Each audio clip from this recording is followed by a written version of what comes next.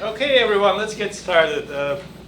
We're privileged, very much privileged today, actually, to have a good friend of ours to visit us from University of Texas, San Antonio.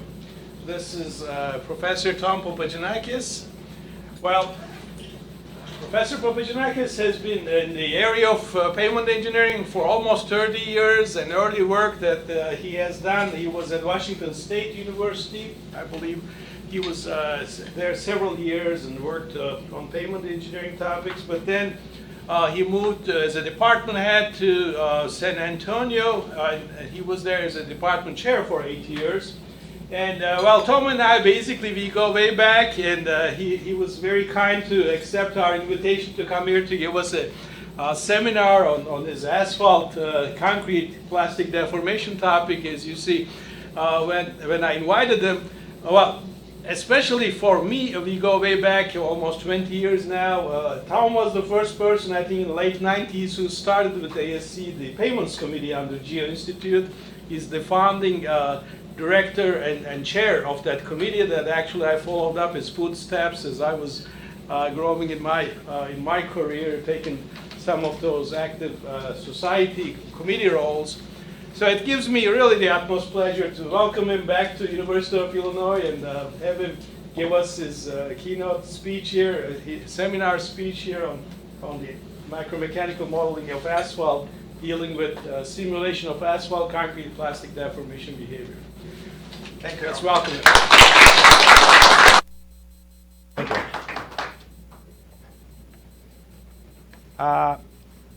On the payments committee that Errol mentioned, the committee was doing very well when I was in charge, but won an award when Errol was in charge. So moved up from my level of management after I stepped down.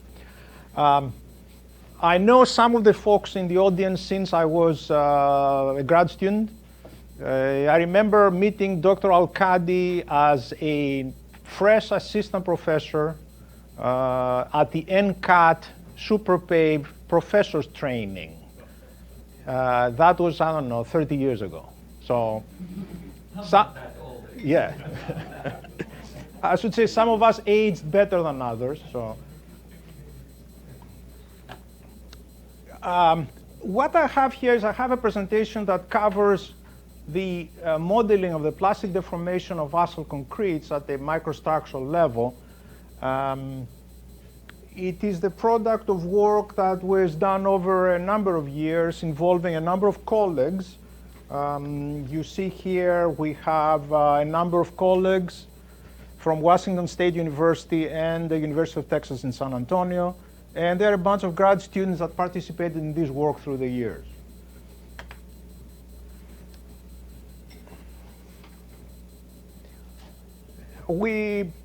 There is a vast amount of literature on micromechanical modeling of asphalt concretes, including both the finite element approach, and the discrete element approach I will focus on this talk. Work started back in the early 90s. Leo Rodenberg was a professor of mine when I was at the University of Waterloo. I mean, it goes way, way back. And he was a geotech person. So you will see a blending of the geotech-minded people with the payments people here. Some of the work was done at Illinois. Bill Butler did work on this. NC State, Dr. Kim, and so forth. So there's a lot of folks that contributed in this area.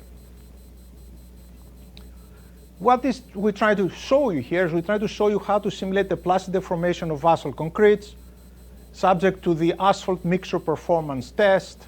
That's the AMPT. You have one on these. As I was walking in, I saw your device, the UTM device you're using for this.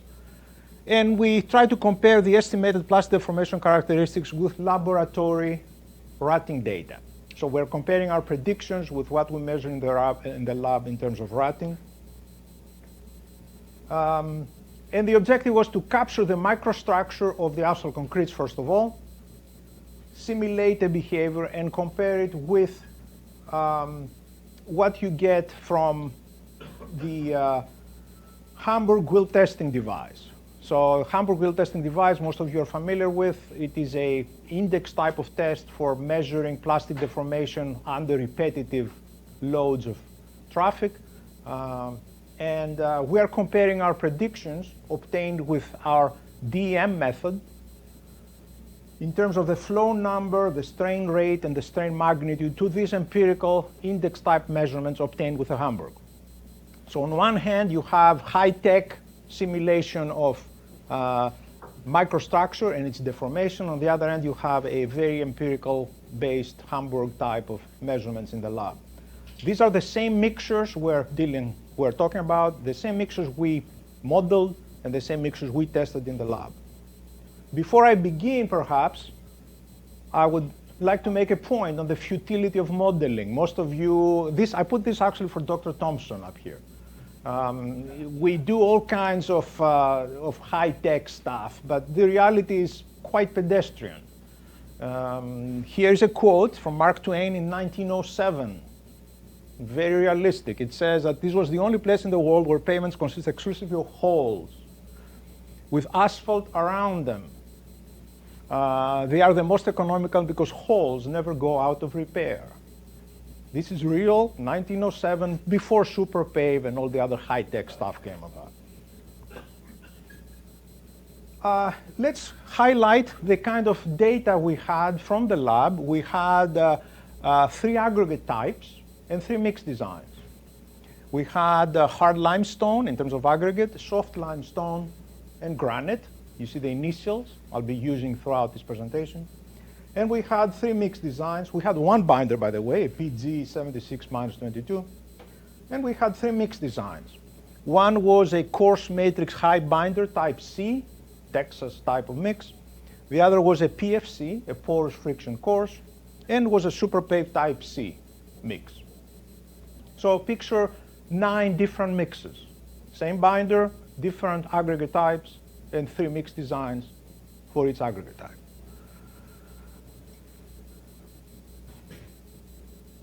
The gradations, they're quite conventional, except the PFC. You see the red line,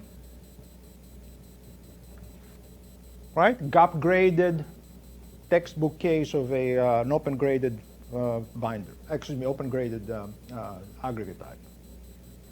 Volumetric properties, if you like them, they're fairly boring. The only exception is the high air voids for the PFC. And they are in the order of 19%. That's why I highlighted. The rest is quite conventional. We characterize the angularity and texture of these aggregates using the Ames apparatus that was developed by Dr. Massad. And you can see the angularity and the texture. The soft limestone clearly had much lower texture index than the other aggregates. And you can see the characterization here in several bins of angularity and texture level. We imaged the microstructure using a CAT scan, an X-ray tomography machine. The one I show you here is from Texas A&M.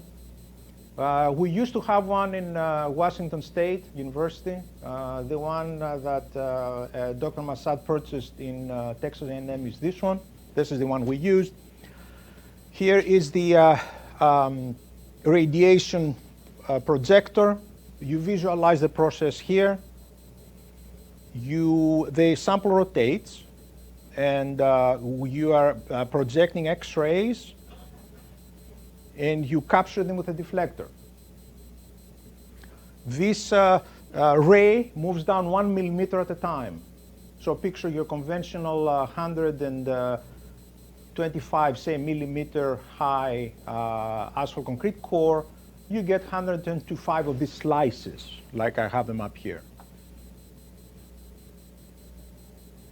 When we started this business, I thought that most people actually thought starting that type of work was that you will take the images from your X-ray CT and you can just doing fancy numerical stuff. It doesn't work that way. You have to get your images and clean them up. Cleaning up the images is a major task, major task. And what is the objective? You have an image. I show you here a cleaned image. You see this is nice and clean. You need to decide which gray level is aggregate, which gray level is binder, and which gray level is air. And this is easier said than done, I'll tell you. But the idea is to go from a gray level from 0 to 255 and decide what gray level is aggregate, what gray level is binder, and what gray level is air. You need to, in other words, do what's called thresholding. You need to establish the threshold that separates these phases. The scale of the problem, as you see, what we have here is I have a core that's 90 millimeters in diameter, and it's 250 pixels. So you have a resolution of about 700, and you have a resolution of 0.36 millimeters. Okay? That gives you an idea of the size of each pixel. Our, in essence, detection size is about 720 microns, twice that pixel size, and that's about a sieve number 20 in your aggregates. Some folks have worked on multi-scale modeling. In other words, model the entire core and then go inside a small subset of this and model at much higher resolution than the one I'm showing you here. So the objective is to do thresholding. And we use two methods. What we call a volumetric thresholding algorithm, or VTA. And several years ago, we developed an enhanced method for doing the same thing. I will try to highlight these methods so you get an idea of how they work. I will begin with the VTA method first. You get the images. The images are little slices of this, the core diameter. You see, get slices after slices after slices. You have to use them, these slices, to synthesize the 3D object. And then take slices, vertical slices, to come up with a section that's rectangular. Most of these operations are done in MATLAB. We have developed routines that take the slices, the horizontal slices, and create 3D objects from which you can slice vertical slices. So our first job is to enhance the contrast. I'll show you what the pictures look initially when you look at them from the X-ray and how they look like when you're done processing them. There's significant difference. So the first thing you do is you enhance the contrast. You reduce the noise. You move to the second stage when you do the thresholding algorithm. You accept the pre-processing images, and you do an algorithm that attempts to preserve the volumetric properties of that core. In other words, if I have an image and I say, I think this gray level is aggregate, I think this gray level is binder, and this gray level is air, you should be able to calculate the volumetrics of this core, yes? If it doesn't agree with the volumetric standards of the lab, it's not realistic, right? So you have to adjust the gray level for each phase boundary in order to have the same volumetric properties you had in your lab cores. That's why we call it volumetric thresholding algorithm. Even after you do this, you're not done. Why? Because you will have pixels that represent aggregates that touch each other. If you do numerical modeling, the numerical modeling algorithm thinks that this is one funny-looking aggregate, connected, looks like a figure 8. They're connected to each other. You need to go physically and separate them. So they act separately. So that's the stage 3. Let me show you some of these images. Here's what comes out of the X-ray machine. Not pretty. As a matter of fact, the first time you try it, it doesn't look good at all. It looks totally unreadable. You need to play with the filters. You're filtering certain frequencies because the X-rays are responding to density.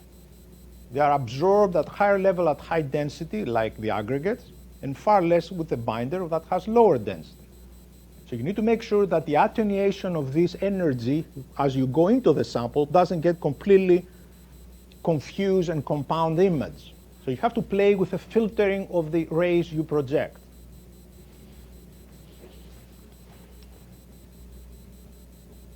So here is the stage one. Here we have the raw image. You create a frequency of the gray. You see here? Here is 255, which is white. Here is 0, which is dark, black, completely black.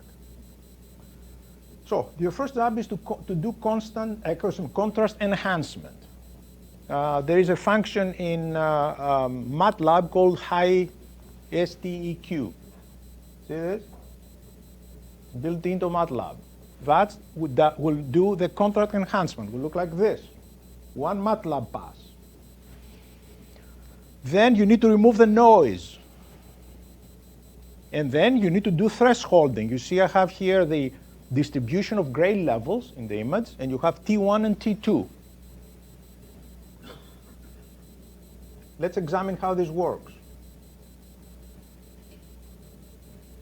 You need to establish T1, which is the boundary between air voids and mastics and aggregate. So first we attack the air voids. We try to establish T1 for which the gray levels represent, all this represents air voids here. Then you try to establish T2, which is the boundary between mastic and aggregates. You don't know what the number is.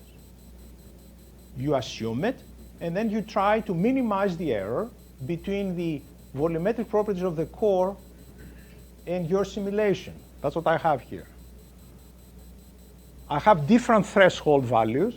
You vary them, and you plot the error in air voids and air void ratio. Where the error becomes minimum, this indicates the threshold level, the threshold gray level for the boundary between air and the other stuff. Okay? You do the same thing here. You start increasing the T2 value, you compute the volumetrics, and you try to minimize the error. This way, you hope that the volumetrics of the simulation, the volumetrics of the image, represent the volumetrics of the core. Okay? Again, this was done on MATLAB. You adjust the volumetrics of each slice. You adjust T1 and T2, try to minimize the error in percent air voids and mastic aggregate grayscale level to be minimum. At the last stage, you have your processed images. Are all the edges realistic? No, they're jagged. It's not quite, doesn't quite look right, does it? But this is as good as you can with this method. What this method satisfies that your volumetric properties of the simulated core are what you measure in the lab. Despite that, a number of observations come out right up off the bat. Look at the superpave mix. Looks badly segregated, isn't it? All the fine stuff is in the middle. The PFC looks like a PFC. I don't see fines. There's big aggregates and black stuff. Yes?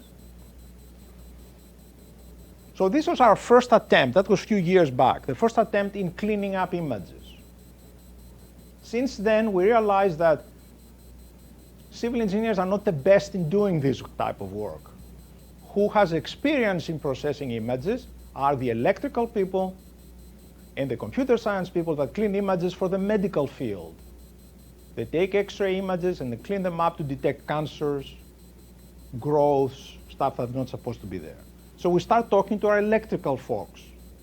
And guess what? They came with this method which we acronymed AETA, Adaptive Enhancement Thresholding Algorithm. What you do here is you take your image and you break it down into small kernels, either 3 by 3 pixels, 5 by 5, or 7 by 7. And for each one of them, you calculate this statistic, which is called the second derivative-like measure of enhancement, SDME. Look at this. What this says is I is the gray intensity level. This is the maximum and the minimum. You see at the two extremes. And this is the gray intensity in the middle of the kernel, the middle point. This looks like a second-order derivative in finite difference form, doesn't it? That's why the name of these approaches. So picture, this is intensity levels. It goes from 0 to 255. That's what this is. And you take your kernel, which is 3 by 3, and you try to clean it up kernel by kernel. KNL are vertical and horizontal pixels? Yes, it's a 3 by 3. Okay? So you go to the middle and start thinking of what the others should look like around you. To establish the threshold for aggregates, for example, you select M is the maximum grayscale intensity, and alpha is a constant representing the level of detail of interest. Another MATLAB routine, strictly MATLAB, nothing fancy. Here are the steps. You input the raw image. You apply again the histogram equalization technique from MATLAB to clean up to enhance the contrast. You apply a median filtering technique to remove the noise. So far it's the same steps we had before. You compute the SDME, define the level of detail of what do you want. You want aggregates, what boundary you're looking for. Determine the T of the aggregate, and repeat for the other boundary. Here is the unprocessed images. I'm showing you here one of the mixes. Is the closed matrix high binder mixes with hard limestone aggregate, granite, and soft limestone. Look, in the beginning, they don't look like much, do they? Here is our first method, the VTA approach, that shows you jagged edges, which are not very realistic. And look how prettier this is. Much better. Do we guarantee that you will have the volumetrics you wanted from the core? No. You cannot have both. It's one or the other. What we did to objectively compare these methods, we computed the error in gradation.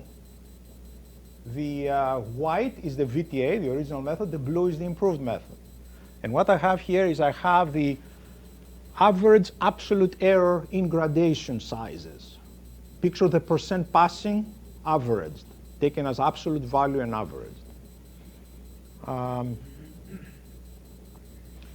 For most mixes, the improved method shows an improvement, drastic improvement, except with this one, with the exception of this, all the others produce a lower error as far as gradation is concerned. So we're confident that the second method is better than the first. Moral of the story, if you have a problem, don't try to solve it yourself. Ask around. Try to figure out who else has done this, not necessarily in your area. Somebody outside your field may have done this already for something else, but it's the same problem, cleaning up images. What I have here is I have references. If you're going to go look more at how we did this and all the details, we can look at them. So we have the microstructure captured and we need to now to characterize it. In order to model it, you need to model the behavior of the binder primarily, and especially the combination of binder and fines, what we call mastic, yes? Because we have found out that the fines, which are the aggregates we cannot see in the image, those dust particles, the size 200 sieve particles, get mixed with the binder and produce a stiffening effect. So the viscoelastic properties of the mastic and the binder are not the same. So the approach is to conduct dynamic stereometry testing over various frequencies. That's why I call this a frequency sweep test. Decide on a strain level and conduct frequency sweep tests on your DSR, the dynamic stereometer, using the actual mastic. In other words, the combination of the binder and the fines you cannot see. Okay? They are absorbed into the binder. Most of us have done this type of model fitting. You feed, in essence, a Prony series to the dynamic stereometer data. I don't need to tell you this, yes? You've seen this. What you do is you try to minimize the error. This is your objective function. This is G prime, G double prime, the elastic and loss moduli, shear moduli of the mastic, observed versus measured. You try to minimize that error. That's how you fit these constants. Here, as I show you the effect, I'm plotting here the ratio between dynamic shear modulus of the mastic versus the binder. Yes? How did you extract the mastic, or did You mixed it. You from your gradation, you found the percent passing of your number 200. You extracted it, and you mixed it with the binder before you put it in the DSR. So here were efforts using DEM to model the stiffening effect of fines in the binder itself. And clearly, as the percentage of fines goes up in your mastic, the stiffness goes up. This says that at 0.3% fraction of fines, you have, here, let me pick up this curve here. At 0.3, your mastic is 15 times stiffer than the binder itself. That's what that says. Okay? These were simulations. In order to avoid doing this, you put the mastic directly into the DSR. And you keep your fingers crossed that the DSR will not break. The DSR is not rated to have very stiff material between the plates. Yes? So usually you switch to the small plates, not the big plates. Yes? And you keep your fingers crossed that the $35,000 DSR will not break. For our purposes, here I have the percentage of fine aggregates, the passing 200s, and the binder content. This is by volume, how you make up the mastic. Okay?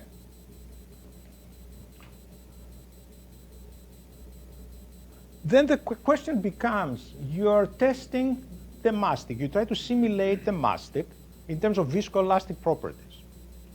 You apply, say, 5% strain, macroscopic strain in your sample, but points within this experiencing much higher localized strain levels. Are we surprised? You're in essence searing the mastic at much higher levels. The question is at which level this mastic breaks. Yes? So what we did here, we did what's called the amplitude sweep test.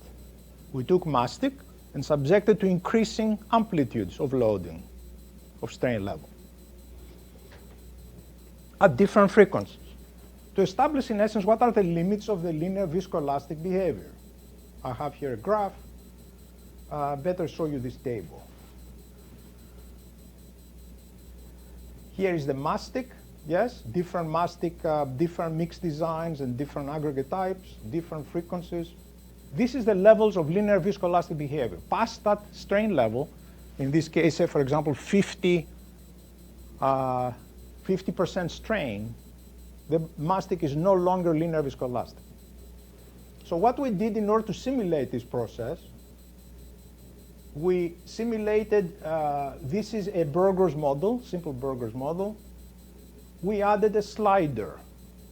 when your strain level, localized strain level, exceeds the limits of linear viscoelastic behavior, we assume that the link breaks. How do we simulate this? In essence, the elastic constants of the two springs are driven to 0. This symbolizes the breaking of the contact between binder and binder pixels. When they experience more than 50% strain, we cancel the contact forces.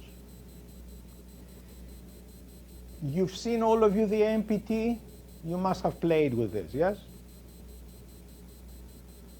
It's in essence a uniaxial test. You can have confining pressure if you want, but what you do is you apply 0.1 loading period, 0.9 rest, and you cycle up to the point where you reach a plastic deformation of 5% or 10,000 cycles is reached. Then you take the data and you fit this model to them. It's called the Franken model. So you establish A, B, C, and D, and in order to establish the flow number, you take the derivative of this and set it equal to 0, because it's the F flow number is the minimum rate of strain, plastic strain deformation. So you take the second derivative for the rate and set it equal to 0 to minimize the strain rate. Here's a summary of this. Here's our UTM machine with a sample in the middle. So in simulating the microstructure of this core, we try to simulate this process. We created a virtual gauge, 2/3, 1/3, and 2/3 up the height. Yes? We try to simulate the measurements using DM.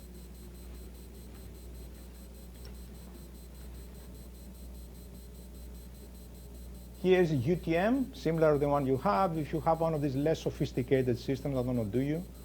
You could do the same thing. So now we're turning ourselves to the actual modeling. We have the microstructure. We have the properties of the mastic. Yes? We need now to set up our DM model, discrete element model. To do so, you need to define contact laws. We were using the program called PFC2D, which is particle flow in 2 dimensions, which is a commercial program. I don't know if you have a copy. Yes. So we need to define the contact laws. Every time 2 balls touch, each pixel is a ball now, right? But we need to define what happens in terms of normal direction and the shear direction. Aggregate to aggregate contacts were simple because you have elastic properties in the normal sense and you have internal friction in the shear sense before they start sliding with respect to each other. Mastic to mastic, mastic to aggregate, and mastic to wall, the DM model has walls on the sides. Okay?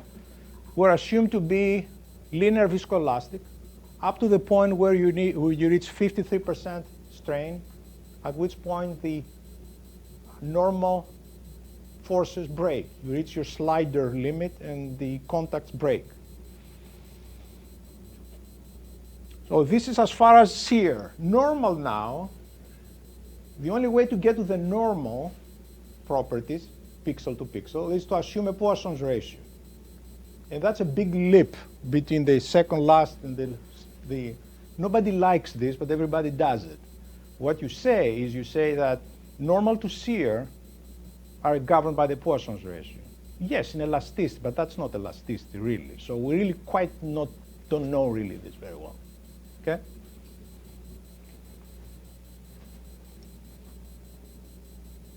Look at some of the results. What I have here is I have the Harm-Lystone mixes. Closed matrix high binder, the SuperPave is here, PFC is here.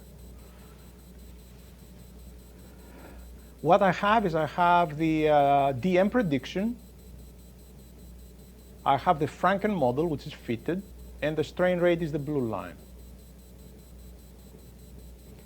You see the differences. Here is your 10,000. You remember you're running this test to 10,000 cycles.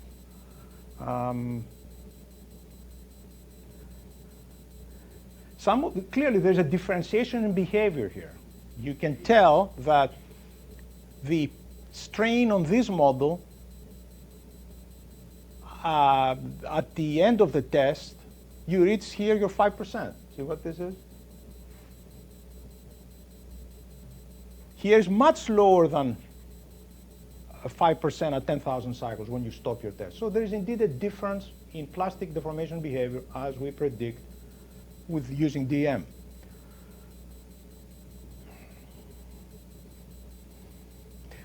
Look at this. Look at this graph. It shows you that's the PFC. And it looks very funny here. When you fit the Franken model, it's more or less a straight line. It's useless. So Franken model works in some cases, doesn't work in other cases. Yes? If you look at the data raw, there is a break here, which you could use as the FN. So the Franken model doesn't always help you. Similar results for the granite mixes. PFC behaves lousy here. Look at this. You have you completed 6,000 cycles and you have 5% strain up here.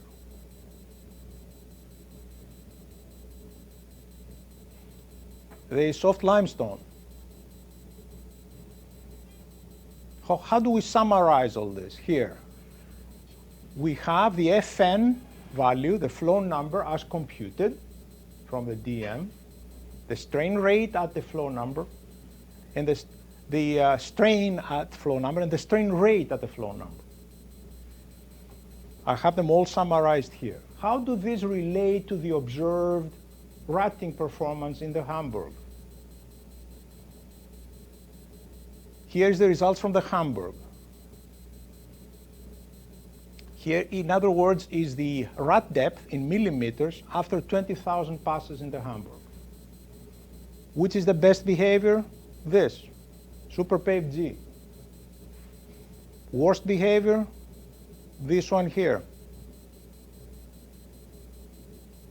Higher strain from the Hamburg, higher plastic deformation from the Hamburg. Correlations.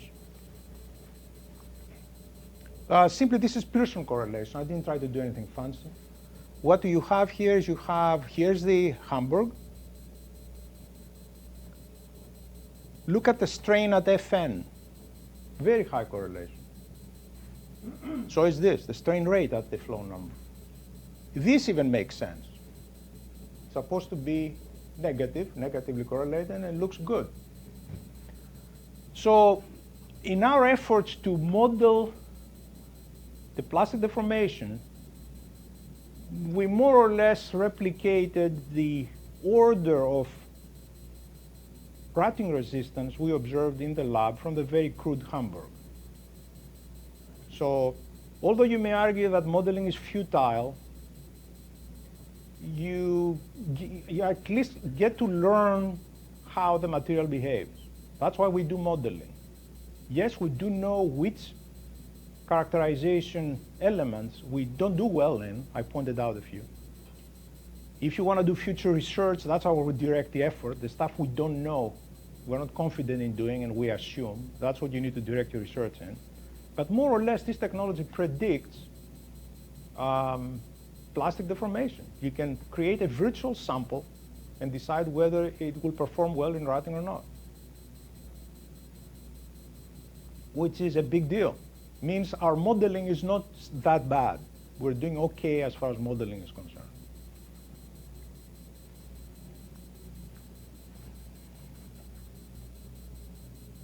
And I have the conclusions here. You can read them if you like. Before I leave you, I would like to leave you with a map of Texas. Okay? This is the Texans' view of the rest of the country. So I guess you are in the area of the snowbird fly zone is. Okay? That's where the people that fly south go to Texas in the winter. Damn Yankees, you see this up there? East Texas is all the other stuff. Okay? This is not funny. Some people actually think this is true. Okay? Okay, I'll open it to questions. Thank you.